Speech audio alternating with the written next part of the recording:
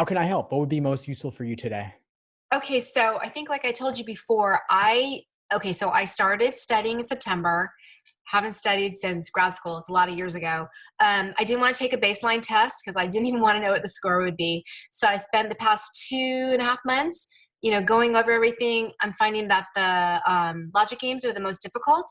I haven't studied for a week because it's been Thanksgiving and everything. So right now I want to like regroup, and I would like your advice on how to start again now being familiar with all of the different sections. What would be the best way to start again and specifically work on the logic games in terms of being able to make the inferences that are necessary from the very beginning. So it's like, I know it's a lot of stuff, but yeah. Well, taking a week off isn't a huge deal. It's not as if you're totally starting from scratch. And as you said, you already have a good baseline familiarity with the different sections. And so if you want to focus on games, just jump right in and focus on them. If you find that a certain game type gives you more trouble, like a lot of times students will find grouping more difficult than ordering, just jump in with grouping. Do grouping games by type. You could do in-out games, splitting games, matching games, then advance to the more difficult ones after that. Okay. And I saw your last post, and there was like a whole bunch of new games in there that you created. Yeah. Okay. So I'll be using those. I mean, I have all of the the booklets and everything like that. So I've been working on those. Some of them, I feel like I'm like the learning curve is going up, and then all of a sudden, boom, like, oh my God, now I can't do anything. I don't know why that is, but I'm gonna go back and, be determined to start again with that. In terms of making the inferences, so I'm pretty comfortable with the setups now. I'm comfortable with the symbols. I pretty much know how to set up any kind of game, even the like really random games. But I have a hard time, just really being able to, notice them from the start, like where, to put the whole piece of the game together. Like that's really difficult for me. I have to, like a lot of times I have to go back and do it one by one. So I'm not really sure how to. The tougher games take practice. The games progress in a general order of difficulty in my study plans. And so if you feel like you're getting it and then you're hitting something harder, that's by design in a way. I wouldn't want to throw anything too difficult at you too early. Okay. And so I try to build a certain momentum into the plans where it's going from easier to hard, but I'm starting off with the easiest stuff. Okay. And then let me ask you, so do you think at this point it would be a good idea to take a baseline test? I haven't taken a full, 4-hour test yet. When's your target test date? I'm thinking June. I want June? to give myself a lot of time. Yeah.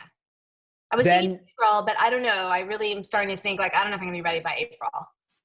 Yeah, then I don't think you need to take one yet. I would rather you build a strong foundation in each section of the exam before you go on to full-length exams. Yeah, because I'm afraid I'm going to get discouraged and be like, I don't know if I can do this. Like I'm not really aiming for, in the 170s, but I would like to, my target is 160 if possible. So.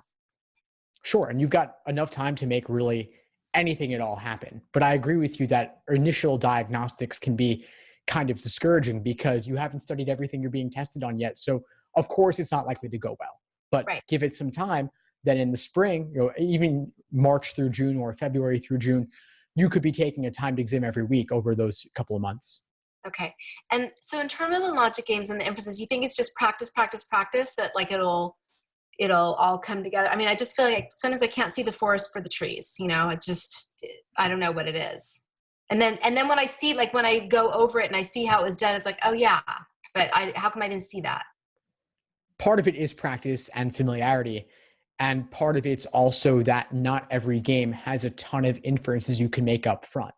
For some games, you can only do so much up front, and you'll be doing a lot more in terms of drawing hypotheticals over the course of the game. Okay. And if I'm not like necessarily like the most logical person, it really is a skill that I can build. Do you truly believe that? I mean, I don't know. I mean, I know there's some people that are, that get it right away, but I'm hoping that that's something that I can really build. I mean, I'm like obsessed with this thing. So. Well, the obsession is good. And I think honestly, in my experience, very, very few people, like less than 1% of people are natural born geniuses with this stuff. Okay. The good news is that the LSAT is a test of pattern recognition, and they're releasing so many old exams. I mean, there's nearly 100 of them. Even if you studied half of them or a third of them and knew them really well, you'd be in a great situation to set yourself up for success on test day. Okay. And when I sit down to finally do a test, how important is it for me to like learn how to do it on the tablet versus on paper? Because I'm kind of concerned about that aspect as well. Like I don't want to go into the test never having done a tablet test. Yeah, I'd say it's certainly something you should prepare for. I don't think you need to be overly concerned about it because the content of the exam is the same. It's only the delivery mechanism, the format that's changed. But you have enough time to thoroughly acquaint yourself with the digital format. There are a couple of exams on LSAC's site in the digital format, and there will hopefully be more between now and June. I can't imagine there not being. Right. And so you could do plenty of them in that style. I mean, there are some small but significant changes to be aware of. That's what I was But going to ask. for now, at least, I would focus on the content. Okay. But what would you say is like the most significant difference? I mean, I've never taken a paper one, so it's not like, I'm comparing, but, or different, what do you think would be like, could really mess people up, for example? There are two things I'll draw your attention to. One of them is that you can't draw on the questions themselves Right. as you can on paper. Mhm. And so to practice for that or simulate that, even with your books, just treat your books like screens. Don't write on them. Do all your work on scratch paper to the side. I've been doing that anyway because I wanted to be able to come back to the exams and maybe do them again if I had to, like the games and stuff. So I've been using scratch paper anyway. Awesome. Yeah, so you're already doing that. The second thing is that on the digital, you can only see one question at a time. Oh, wow. So is it better to review all the questions first or to do them in order or? Well, it depends on the section. I mean, I still think that there is a value to jumping around within a game or within a reading comp passage. Right. But there's a certain trade-off there where you have to click around left and right a little bit more. And so that will be an adjustment rather than having that bird's eye view on paper where you can see everything at once. So that would be something to acquaint yourself with earlier rather than later. And if you wanted to do a really low-tech version of that, you could even cut out a square in a piece of paper so that you're limiting what you can see to only one question. Right. I think that would be the most problematic would be in the reading comprehension, not necessarily in the logic games, because I like when I do the reading comprehension, I'm kind of looking at the overall picture anyway, because some of the questions help you get answers for the other questions. Exactly. Yeah. And so that's where jumping around could be useful. But on the digital, it's not as if it's that hard to see the other ones. You just have to tap left and right or click left and right. Okay. So your advice to me would be if I'm like at this point, knowing that I have until June, if I really feel like I want to tackle logic games, I could just focus on logic games because I feel like I'm kind of, the other ones, the other two sections, like reading comprehension for me is the easiest one.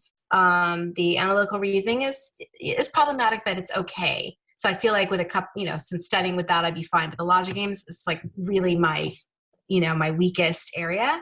So you would recommend to me that I just focus on that and until I feel more comfortable and then move on and come back, or because I feel like I'm neglecting the other stuff. Yeah, I'd say you could make the games your predominant focus, like maybe spend 60% on games, 20 on reading comp, 20 on logical reasoning. Something like that ratio, because you don't want to get rusty on the others, and there is room to improve and build your familiarity with those sections. But games is the lowest hanging fruit, and it's actually the most perfectible section. And between now and June, you could theoretically do every game ever released. There's no reason you couldn't. And if you really devoted yourself to it and were obsessed with it, as you said, then there's no reason you can't perfect it. And what would you recommend? Like, so as far as timing, I've only done a couple of the games timed because I'm still trying to make sure that I am getting them all the answers right first, but I'm nowhere near like where I need to be. My games are usually like in the 11 minutes, not, 8:30 or something like they need to be. Yeah. So I have two things. One would be to improve your ability to make inferences up front. As I said, you can't do that for a ton for every game, but most games have something you can do up front to make inferences. Mm-hmm. And the more inferences you make up front, the smoother the game will go. Right. The second thing would be to reuse previous work, previous hypothetical scenarios. Right. And so the correct answer to the orientation question is one example. And then every local if question, if you draw a new diagram for those could help you solve the more general global questions in the game. But you do need to redraw so I know that I'm drawing the general diagram, I'm leaving it up here.